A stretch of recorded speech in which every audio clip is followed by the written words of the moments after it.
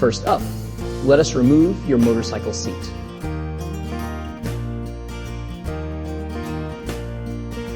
Next, loosen those factory turn signal mounting bolts and disconnect the wiring harness.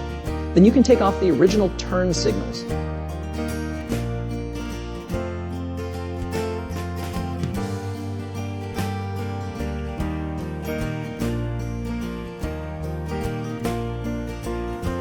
Now get your new turn signals ready.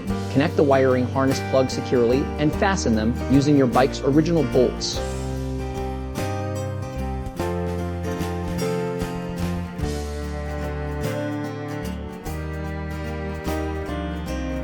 For the other side, just follow the same steps we did earlier. Finally, pop that seat right back onto your motorcycle.